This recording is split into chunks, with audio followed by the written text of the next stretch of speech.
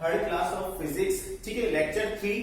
अब हम lecture 3 start कर रहे हैं, क्योंकि लास्ट लेक्चर में, सेकंड लेक्चर में हमने विद्युतदर्शी के बारे में पढ़ा था। ठीक है, कि विद्युतदर्शी जो इसका काम है, वो इसकी डेफिनेशन है, नाम से पता लग रहा है कि एक उपकरण का नाम है। तो भाई वह उपकरण जिसकी सहायता से हम किसी आवेश की उपस्थिति और आवेश की प्रकृति का पता लगा सकते हैं, क्या कहलाएगा? विद्युतदर्शी कहलाएगा। ठीक है, तो विद्युतदर्शी की बनावट, ये डायग्राम बना रखा था हमने लास्ट लेक्चर में। तो लास्ट लेक्चर में हमने बताया था कि भाई इसमें एक कांच का जार होता है, बीच में एक धातु की नली लगी होती है, धातु की नली के ऊपरी सिरे का संबंध जो होता है धातु की चकती से होता है, और नीचे सिरे का पर क्या लगे होते हैं? स्वर्णपत्र लगे होते हैं, और उनके सम्मुख पिन पत्र लगे होते हैं। ठीक है, ये जो पत्र लगाते हैं, पढ़ाते हैं, ताकि हम उपकरण की सुग्राह्यता को बढ़ा सकते हैं। सुग्राह्यता मतलब इसकी काम करने की क्षमता को हम बढ़ा सकते हैं।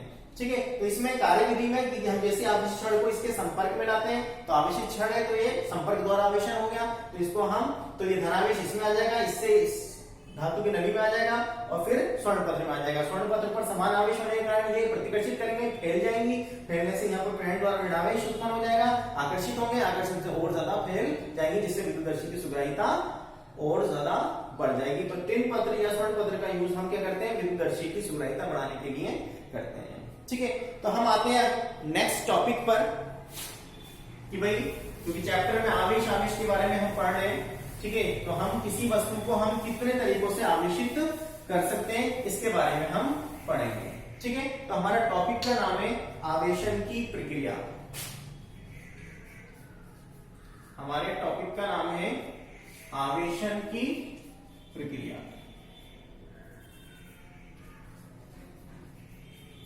ठीक है, तो इसमें हम दो पढ़ने जा रहे हैं। एक तो है संपर्क द्वारा आवेशन,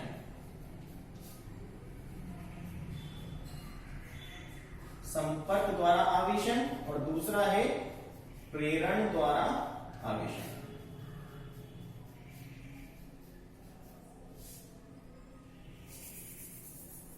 प्रेरण द्वारा आवेशन।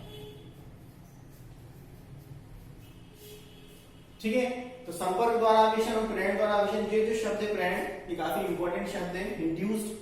ठीक है, तो ये हमारे काफी चैप्टरों में बार बार आएगा। तो इसका मतलब ये है कि हमें एक तो स्पर्श नहीं कराना, दूसरा जो आवेश उत्पन्न होगा वो हमेशा विपरीत प्रकृति का होगा। मतलब अगर धनावेश ले रहे हैं तो ऋणावेश उत्पन्न होगा, ऋणावेश ले रहे हैं तो धनावेश होगा। जबकि संपर्क द्वारा आवेशन में जिस प्रकृति का ले रहे हैं उसी प्रकृति का उत्पन्न करते हैं, यानी समान से समान ही बनाना, और यह समान से विपरीत प्रकृति का बनाना। ठीक है, तो हम इसको डिस्कस करते हैं अलग अलग।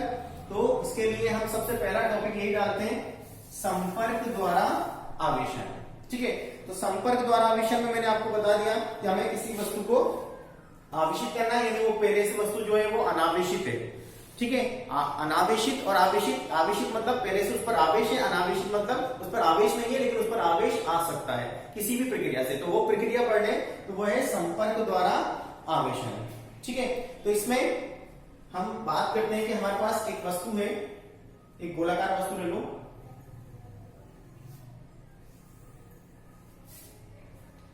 ठीक है, और जैसे नाम दे दिया ए, ये कुचालक स्टैंड पर रखी। दूसरी वस्तु जो है वो बी है, लेकिन ये जो है वो कैसी है? आवेशित है। दोनों में फर्क है। वस्तु ए जो है वो अनावेशित है, देखो इस पर आवेश नहीं है लेकिन आवेश आ सकता है। अचालक नहीं, कुचालक स्टैंड, ये स्टैंड जरूर कुचालक है, यानी इन पर कभी भी आवेश नहीं आएगा। कुचालक स्टैंड। ठीक है, यह है अनावेशित वस्तु, यानी अभी इस पर कोई आवेश नहीं है। और यह है धनावेशित, यानी आवेशित है लेकिन हम नॉर्मली आवेशित वस्तु, जैसे आवेश तो दो प्रकार के हैं, लेकिन आवेशित वस्तु में हम मोस्टली किसका यूज करते हैं? धनावेश का यूज करते हैं। ठीक है, तो ये बात हुई डायग्राम फर्स्ट की, कि हम पहली वस्तु में हमने लिखा कि भाई दो वस्तु है हमारे पास ए और बी, जिसमें ए वस्तु अनावेशित है और दूसरी वस्तु बी जो है वो आवेशित है। कैसी आवेशित है? धनावेशित है। ठीक है, तो दूसरे डायग्राम में हम क्या करते हैं कि हमें, क्योंकि टॉपिक का नाम है संपर्क, यानी हमें स्पर्श कराना है, हम क्या करते हैं कि हम वस्तु ए और वस्तु बी दोनों को हम क्या कर देते हैं? संपर्क करा देते हैं, स्पर्श करा देते हैं। ये वस्तु ए है, ये वस्तु बी है, जिससे क्या होता है कि जो बी का धनावेश है वो किस पर भी आ जाता है, वस्तु ए पर भी आ जाता है। जितना वस्तु बी पर धनावेश था वही वस्तु किस पे आता है, ए पर आ जाता है। अगर हम इसको अलग अलग कर दें, आवेशित करने के बाद, तब भी जो धनावेश है वो ज्यों का त्यों बना रहता है।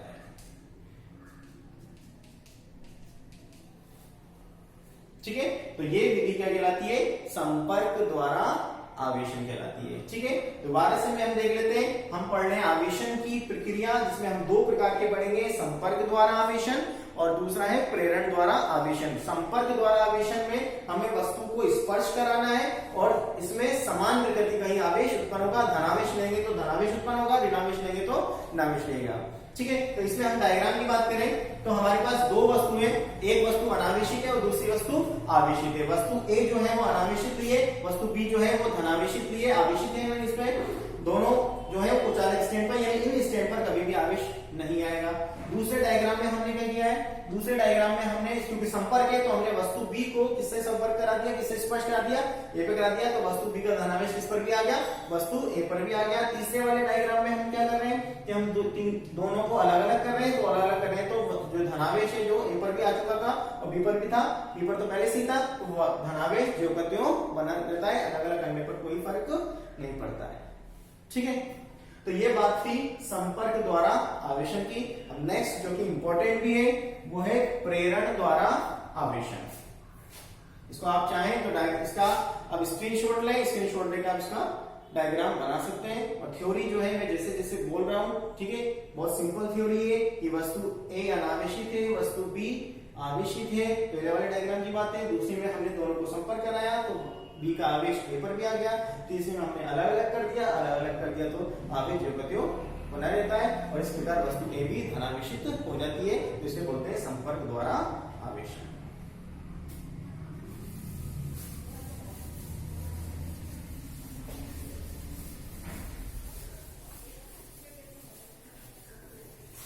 ठीक है, तो आवेशन की प्रक्रिया में जो दूसरी विधि का हम बात करने वाले हैं वो है प्रेरण द्वारा आवेशन, जो कि इंपॉर्टेंट भी है, प्रेरण द्वारा आवेशन। अब हमें इसमें इस बात का ध्यान रखना है कि एक तो हमें स्पर्श नहीं कराना, दूसरा कि अगर हम धनावेशित लेंगे तो कैसा उत्पन्न होगा, ऋणावेश लेंगे, और ऋणावेश लेंगे तो धनावेश। जबकि संपर्क में टच भी कराना था और जैसा लिया था वैसा लिया, धनावेश लिया था तो पेपर भी क्या आया था, धनावेश आया था। ठीक है, तो इसके डायग्राम की बात करें तो डायग्राम की बात करें तो हम वही लें कि भाई हमारे पास एक वस्तु है,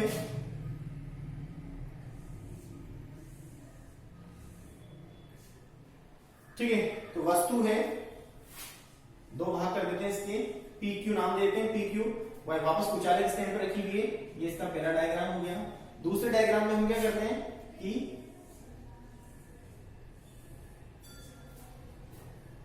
ये दूसरा डायग्राम हो गया। इस दूसरे डायग्राम में हम क्या करते हैं कि इसके पास एक आवेशित क्षण लेके आते हैं, पास ना कि टच। ध्यान रखना हमें इसके टच नहीं कराना, क्योंकि ये कौन सी विधि है, प्रेरण। तो हम यहाँ पर एक धनावेश क्षण लेते हैं। ठीक है, तो पास लेके आते हैं। ठीक है, तो जैसे ही इसके पास लेके आएंगे तो क्या होगा, ये जो धनावेशित वाले जो गोला है इसका जो धनावेशित वाला भाग की तरफ वाला भाग है उस पर तो विपरीत प्रकृति का, और जो दूसरी तरफ वाला भाग है उस पर समान प्रकृति का आवेश प्रेरित, क्या शब्द यूज करते हैं क्योंकि प्रेरित की क्रिया है, प्रेरित हो जाता है। ध्यान रखो कि धनावेशित क्षण लिए तो धनावेशी की तरफ वाला भाग है उस पर तो विपरीत प्रकृति का, यानी धनावेशित तो ऋणावेश, और इधर धनावेश, दूसरी तरफ धनावेश प्रेरित हो जाता है। ठीक है, तीसरे डायग्राम में हम क्या करते हैं कि ये P और Q कुचाले स्टैंड है, यहाँ माइनस आ चुका था, ये प्लस था। ठीक है, तो हम क्या करते हैं कि ये जो धनावेश वाला भाग था उसको हम क्या कर देते हैं, भू संपर्कित, ग्राउंड कर देते हैं, जिससे क्या होता है सारा का सारा धनावेश किस में चला जाता है, पृथ्वी में चला जाता है और उदासीन हो जाता है। ठीक है, ये क्षण ऐसे इसलिए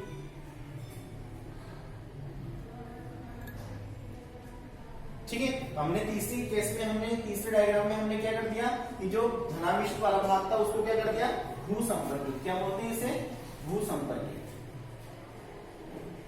इंग्लिश में बोलते हैं ग्राउंड। ठीक है, तो धनावेश किस में चला गया, सारा का सारा धनावेश किस में चला गया, भू में चला गया, पृथ्वी में चला गया, यानी उदासीन हो गया। ठीक है, उसके बाद यानी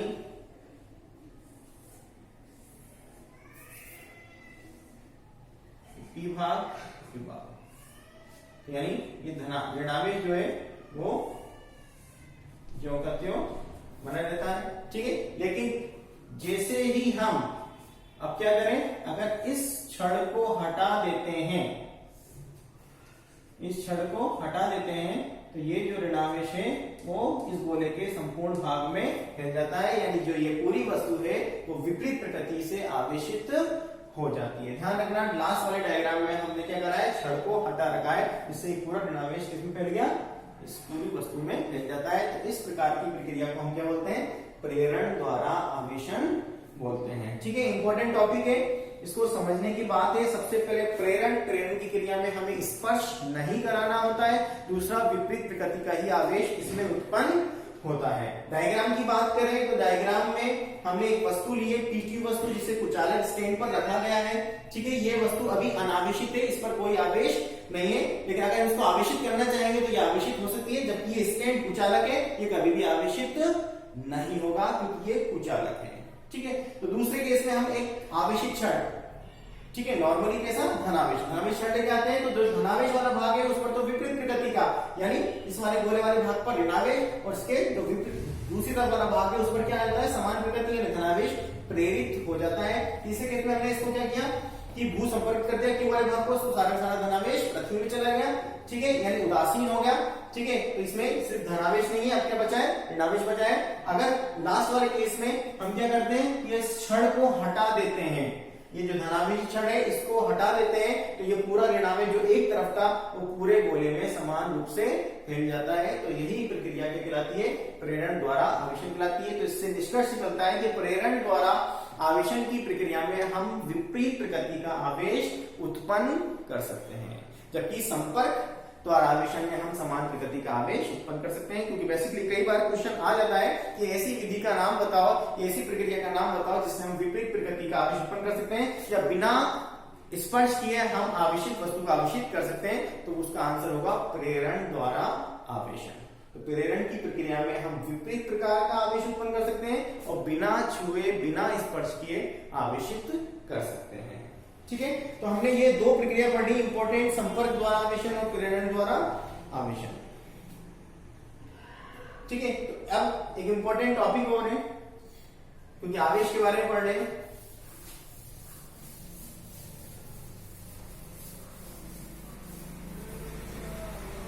प्रॉपर्टीज ऑफ चार्ज, यानी आवेश के गुणधर्म, आवेश के गुणधर्म, आवेश के गुणधर्म। ठीक है, यानी प्रॉपर्टीज ऑफ चार्ज। तो आवेश के गुणधर्म की बात करें हम, तो सबसे पहले इसका जो पहला टॉपिक, इस पे कुछ पॉइंट है, 3 पॉइंट पढ़ेंगे हम। आवेशों की योज्यता, आवेश संरक्षण का नियम। ठीक है, तीसरा सबसे इंपॉर्टेंट है आवेश का क्वांटीकरण। तो पहला जो टॉपिक है इसका वो है आवेशों की योज्यता, आवेशों की योज्यता, आवेशों की योज्यता। योज्यता मतलब एड करना। ठीक है, आवेशों की योज्यता यानी अगर किसी वस्तु या निकाय पर जो कुल आवेश होगा वो अलग अलग आवेशों के बीजगणितीय योग के बराबर होगा। यानी किसी वस्तु पर जो टोटल आवेश है, ठीक है, इस मान लो कोई निकाय है, ये मान लिया मैंने निकाय है, ठीक है, इस पर आवेश है जैसे मान लो 2q माइनस 3q 5q और q। ठीक है, तो इस वस्तु पर जो टोटल आवेश होगा वो अलग अलग आवेशों के सदिश, अलग अलग आवेशों के बीजगणितीय योग। बीजगणितीय योग मतलब कि अगर प्लस है तो प्लस यूज करेंगे, माइनस है तो माइनस। जैसे मैंने एग्जांपल लिया है, ठीक है, तो एग्जांपल लेने के लिए हम बात करें, जैसे मुझे इस वस्तु पर टोटल आवेश निकालना है, कितना लिखा हुआ है 2q plus 5q minus 3q plus q। 5 और 2 7, 7 और 1 8, 8 में से 3 गए तो 5। आंसर क्या आ गया 5q प्लस क्या आ रहा है, ये वस्तु कैसी है, वस्तु है धनावेशित। ये वस्तु कैसी है, धनावेशित वस्तु है, वस्तु है। ठीक है, तो ये नियम कहलाता है आवेशों की योज्यता का नियम कि किसी वस्तु या निकाय पर उपस्थित आवेश उस पर अलग अलग आवेशों के बीजगणितीय योग के बराबर होता है। तो इससे हम ये भी पता लगा सकते हैं कि वस्तु वो धनावेशित है, ऋणावेशित है या उदासीन है। उदासीन मतलब अगर आंसर प्लस में आता है तो धनावेशित है, आंसर नेगेटिव आता है तो ऋणावेशित है, और आंसर 0 आता है तो वस्तु उदासीन है। ठीक है, तो इससे हम आवेश की बता सकते हैं वस्तु पॉजिटिव है, नेगेटिव है या फिर उदासीन है, न्यूट्रल है मतलब। ठीक है, तो ये कहलाता है आवेशों की योज्यता। दूसरा आता है आवेश संरक्षण नियम। दूसरा है आवेश संरक्षण नियम।